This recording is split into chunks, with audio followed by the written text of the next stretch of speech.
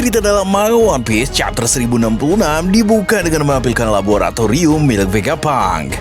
Pada saat ini, Sanji, Robin, Nami, Franky, dan Usopp sedang berada di tempat itu bersama dengan Vegapunk 01 yang bernama Sokka. Mendengar perkataan Sokka membuat para kru bajak laut topi jerami yang ada di sana menjadi sangat terkejut. Karena bagaimana mungkin 900 tahun lalu ada teknologi-teknologi canggih seperti di Pulau Egghead. Sokka bilang itu benar menurut perkiraannya. Lalu ada juga penemuan sebuah mesin diciptakan pada tahun yang sama. Robin pun segera bertanya apakah mesin yang Sokka maksud itu dibuat dalam abad kekosongan. Sokka balas bertanya kepada Robin tentang seberapa jauh yang Robin tahu soal abad kekosongan. Namun Robin masih diam dan kemudian Sokka bilang mungkin sulit bagi Robin untuk mengingat itu karena hal tersebut berkaitan dengan kisah masa lalu Robin yang kelam. Seperti yang kita tahu, awal mula Robin belajar soal kebenaran dunia itu di Pulau Ohara. Jadi kalau dia mau mengingat hal-hal yang berkaitan dengan itu, maka mau tidak mau Robin juga akan teringat soal peristiwa buruk di Pulau Ohara. 20 tahun silam, Pulau Ohara yang menjadi kampung halaman Robin dihancurkan oleh Angkatan Laut melalui Buster Call. Sokka menduga alasan mengapa Pulau Ohara sampai dihancurkan itu karena para arkeolog di sana telah mengetahui tentang eksistensi dari kerajaan kuno pada zaman dahulu kala. Pengetahuan mereka mengakibatkan pulau tersebut harus dihancurkan oleh pihak pemerintah dunia. Mendengar perkataan dari Sokka membuat Nami dan Usopp panik, sedangkan Franky menjadi bersemangat.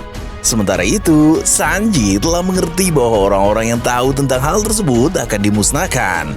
Hal itu dibenarkan oleh Sokka, karena orang-orang yang mengetahui tentang abad kekosongan dan kerajaan kuno akan dilenyapkan. Nami dan Usopp menjadi ketakutan, karena mereka telah mendengar soal itu, sehingga walau hanya sedikit, mereka berdua pun telah mengetahui tentang abad kekosongan dan kerajaan kuno. Namun, Sokka berkata bahwa apa yang dia katakan tadi itu masih sebatas hipotesis saja. Meski hanya hipotesis, tapi jika Pulau Ohara dihancurkan karena arkeolog di sana memiliki hipotesis semacam itu, maka Sokka yakin pemerintah dunia tahu bahwa hipotesis tersebut telah mendekati kebenaran.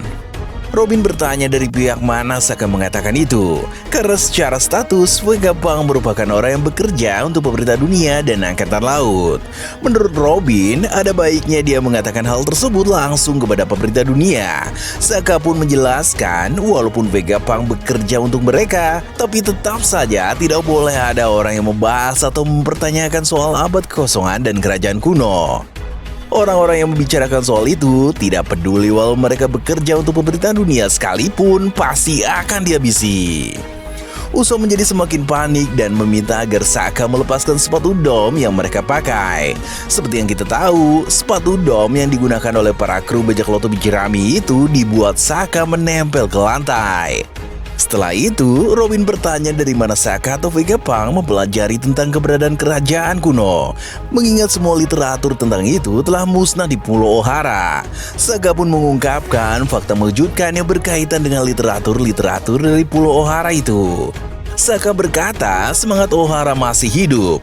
Hari di mana insiden Ohara terjadi membuat dunia dilanda kehebohan. Karena Ohara sebagai negeri dengan pengetahuan terbaik dihancurkan dan hanya tersisa seorang gadis kecil dari sana. Gadis kecil itu adalah Robin yang berhasil selamat dari insiden mengerikan yang terjadi di Pulau Ohara. Sebulan setelah insiden di Ohara, ternyata Vegapunk datang ke sana untuk memberikan bunga sebagai tanda hormat dan duka cita atas kepergian dari Profesor Clover. Vegapunk dan Clover saling mengenal, yang mana hal tersebut membuat Robin cukup terkejut.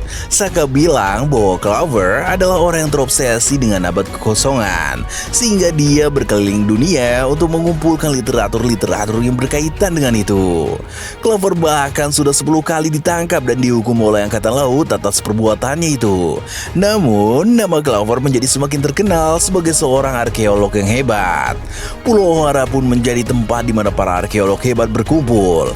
Ketika Vegapunk pergi ke sana usai insiden Ohara, dia melihat pohon pengetahuan sudah hancur karena terbakar sangat parah. Kemudian, Vegapunk terkejut saat dia melihat ke danau, karena di danau itu penuh dengan literatur yang dipindahkan dari pohon pengetahuan. Para arkeolog di sana bertaruh nyawa saat insiden Ohara terjadi demi menyelamatkan literatur itu sebagai warisan untuk masa depan.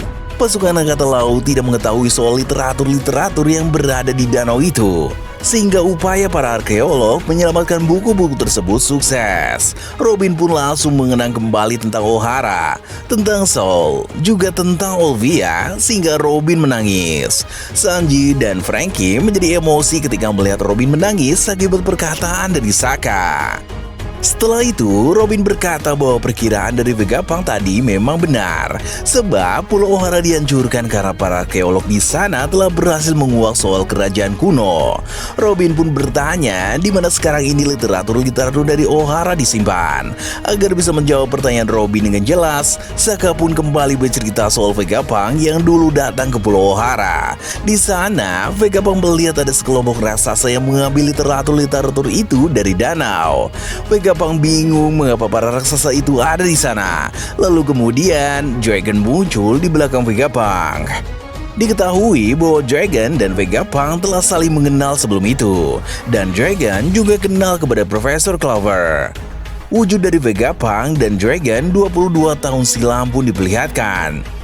Vegapunk adalah orang dengan kepala yang sangat besar dan panjang. Dia juga memiliki lidah panjang yang terjulur keluar bagaikan dasi. Sedangkan Dragon penampilannya mirip-mirip dengan sekarang ini. Hanya saja terlihat lebih muda dan belum memiliki tato di wajah.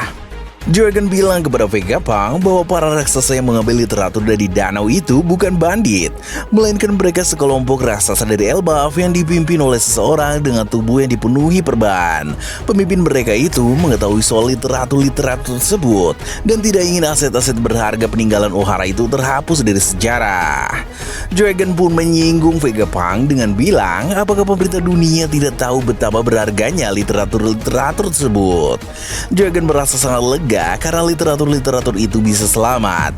Vegapunk ingin menanggapi perkataan Dragon, tapi Dragon langsung memotong pembicaraan dengan bilang bahwa dia sudah lelah mendengar alasan. Bagi Dragon, Vegapunk yang memilih bekerja untuk pemerintah dunia pada akhirnya hanya menjadi anjing pemerintah dunia. Padahal sebelumnya Vegapunk sudah ditawari untuk bergabung dengan pasukan revolusi, tapi Vegapunk menolak. Vegapunk bilang dia menolak karena pasukan revolusi saat itu memiliki keterbatasan dana, sehingga Vegapunk tidak akan bisa menciptakan berbagai hal hebat di sana. Sedangkan pemerintah dunia adalah organisasi besar. Terlebih lagi ada angkatan laut di pihak pemerintah dunia. Menurut Vegapunk, di sana ada banyak orang yang bisa mengerti tentang dirinya. Vegapunk juga mengingatkan Dragon agar Dragon jangan sampai kehilangan tujuannya.